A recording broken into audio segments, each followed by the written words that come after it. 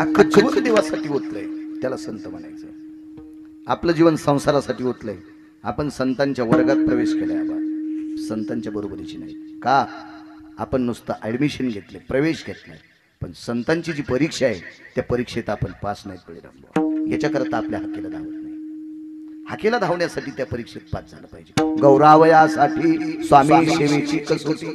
महाराज त्या योग्यतेचा जर पास झाला तर त्या कसोटीत आपण पास झालो तर आपला गौरव करून घेण्याचे आपण लायकीचे. पंचित पदव्या पण चिटकून घेतल्या नाही पाहिजे. विठाला विठाला.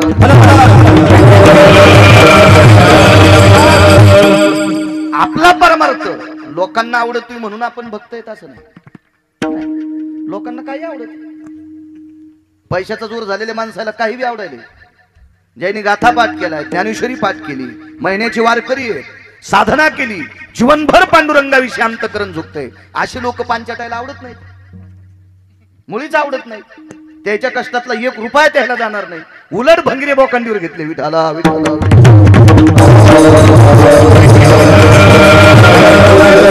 आता एवढी गर्दी झाली ना, याच्यापेक्षा जास्त गर्दी जमल गिरगावकरांना लुगडं नेसून कीर्तन करावं. आणि काही नाही, नेणारीच लोक, काही कमी नाही. जोर आलाय पैशाचा, उता आलाय, वाढायला पाचोळा, त्याच्यामुळे लोक मला त्याच्यात पण नेणार. फक्त गिरगावकरांना बदल करावा, लुगडं नेसावून घुंगर बांधावा. वा वा. गावातले लोक म्हणतील त्याचं कीर्तन नाही घेतलं तर आम्ही पट्टी पण देणार नाही. असे पण हरामखोर गाव आहे ना गौस होतील. विठाला विठाला.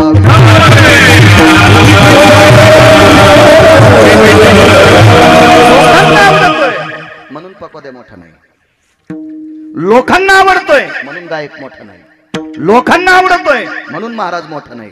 पंढरपुरातल्या मालकाला आवडावा तर मोठा. एक जण म्हणले महाराज मग लोकांना आवडत, देवाला आवडत नसेल तर मग त्याला एवढाले पाकिट काऊन द्याले, त्याला इतके लोक कसे बोलवायले? हे प्रारब्धाचा भाग आहे. आणला ना दे शेतीचा 2.5 लाखाला बैल आणले. 2.5 लाखाला फर्स्ट क्लास बैल. अजय पाहिले ना तो मोबाईल, फर्स्ट क्लास बैल आणले 2.5 लाखाला. आमचा गडी काय खाऊ घालतो द्यायला? मका. पण कोणती? बांधून. कुठं मका? गव्हाणी. मका सोडी तुका गडी? नाही. घासात सोडी तुका? नाही. कणसाच्या ज्वारीत बाबा सोडी तुका? नाही. बांधून. बांधून. किती लाखाचे बैल? 2.5 लाखाचे. आणि आमच्याच भावकीतल्या एका माणसानं महादेवाला बोरं सोडले. ते कोणाची मका हाणते? बिटे आलेलीच, कणस आलेलीच. मग 2.5 लाखाचे बैल नशिबवान का ते गोरं नशिबवान? मग असे लय मोठी गोरे आहेत ना सोडलेली नशिबवान.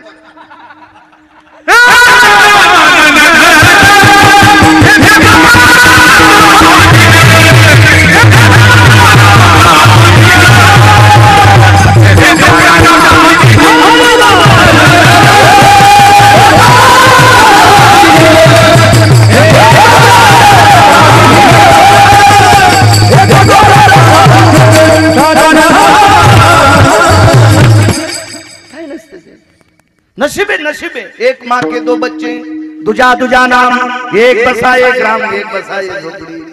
एका माईला 2 लेकरं होते. सारखे आहेत का? एक गाव सांभाळायची ताकद आहे त्याच्यात. आणि एकाला त्याच्या झोपड्यालाच लाकडं भेटून. कोणाची लेकरे? एकाच माईची. हा प्रारब्धवाद आहे. प्रारब्धानं एखादा मोठा झाला म्हणजे देवाला आवडतोय असं नाही. त्याची निष्ठा, त्याचं चारित्र्य, त्याची वैचारिक पातळी, त्याचं संप्रदायावरचं प्रेम, त्याची देवावरची निष्ठा ही देवाला आवडते.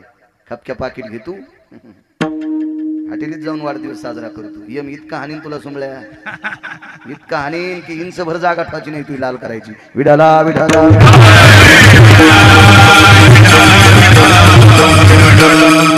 फार मागच्या लोकांनी गोड जपलं महाराज, खोड जपले. म्हणून आज त्या झाडाचे आंबे आम्हाला खायला भेटायचे. पण आम्ही जर आंब्याचा नासाडी केली तर आंब्याला कायमच्या कैऱ्या येणं बंद होत्या. याच्यामुळे तो सावधानतेचा विचार. काळ गोड आलाय. बोललो आपण बैठक, परमार्थासाठी काळ गोड आलाय. आत्ताच्या परमार्थ करणाऱ्या लोकांसाठी काळ गोड आलाय. फक्त गोड काळाचा वापर जर गोड केला मग मात्र गोड होत असते. गरज आहे काळाची, खूप गरज आहे. चला, कोणालाही भक्त म्हणत नसते, कोणालाही भक्त म्हणत नसते. भक्ताची ती एक योग्यता असते. तुम्हाला एक सांगू का?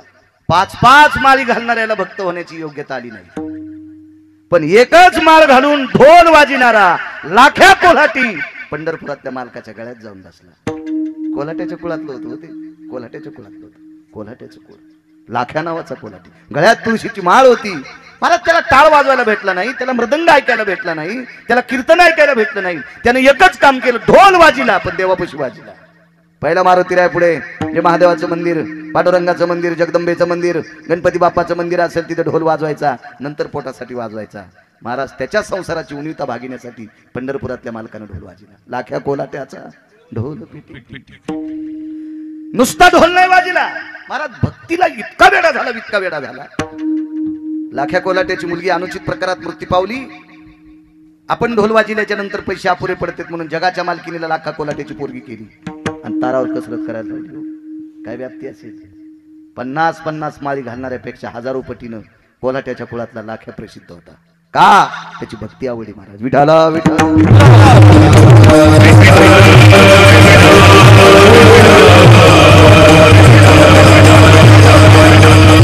म्हणून देवानं हाक मारावा. आपण देवाला हाक मारल्याच्या नंतर देवानं यावं, त्याच्याकरता आपला दर्जा सुद्धा त्याला लागेल. चला तुकोबाराय म्हणतात त्याप्रमाणे आपल्याला देव जरी आला नाही तर आपल्या अडचणी दूर जर झाल्या तरी समजायचं देवानं आपली हाक काय केली. जिथं लोक मारतात का तिथं गाडी पंक्चर व्हावं,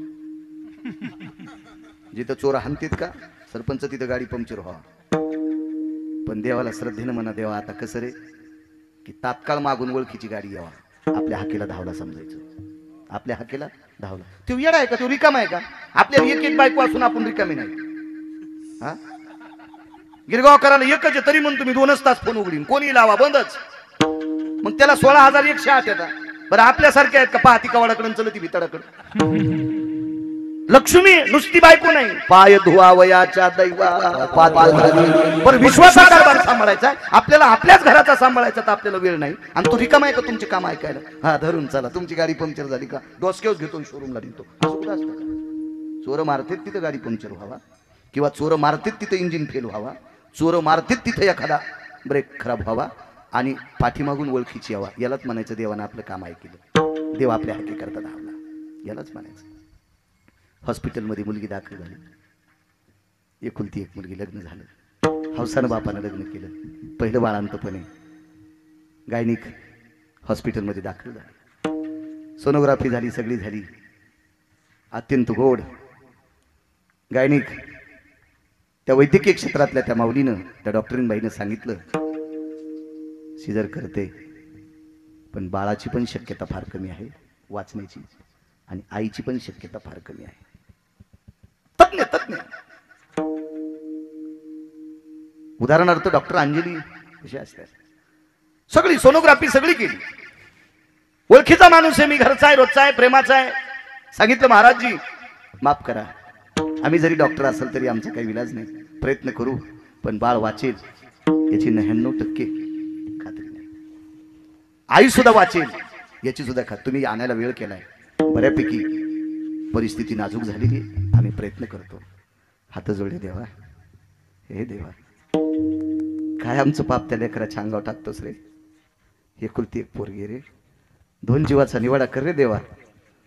आणि 1% सुद्धा विश्वास नसताना आई बी वाचली आणि बाळही वाचलं. यालाच म्हणायचं देव हाकेला धावला, यालाच म्हणायचं देव हाकेला धावला. जीवनात अशा कितीतरी प्रसंग येत असतात माणसाच्या, कितीतरी. आणि त्या प्रसंगाला आपण केलेल्या सात्विकपणाची पोच पावती, निर्विघ्नपणे त्याच्यातून आपण बाजूला पडतो. याचंच नाव आहे देव हाकेला धावतोय, याचंच नाव देव हाकेला धावतोय. एक बाई वाढू लागली, माणसं जेवायला बसली, ती वाढू लागली. तिच्या हातात तुपाचं बकेट आहे. डाव्या हाताला बऱ्यापैकी माणसं आहेत, उजव्या हाताला बऱ्यापैकी माणसं आहेत, अशी 2च पंक्ती, आणि ती अशी मधातून वाढू लागली. सात्विक बाई, सदाचारी, पुण्यशीली, पावन आहे. माझ्या या भारत देशातली पवित्र स्त्री आहे ती. या देशाची संपत्ती आहात तुम्ही चुका करायच्या नाही. माझ्या माईंनो, तुमच्या चपला सगळं पाया पडतो, तुम्ही नाही चुका करायच्या. कारण पुरुषानं केलेली चूक अर्थनाश करीत असते, पुरुषानं केलेली चूक अर्थनाश करीत असते, आणि स्त्रीने केलेली चूक संस्कृती नाश करीत असते. मग पैशाचा जर नाश झाला तर भरून निघत असतो.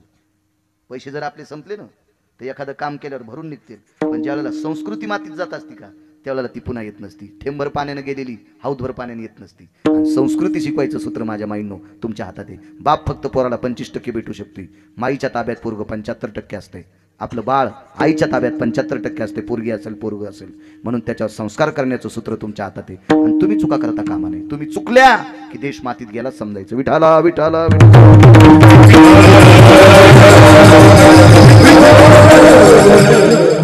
नुसतं मोबाईल नाही पाहिला पाहिजे. विठाला विठाला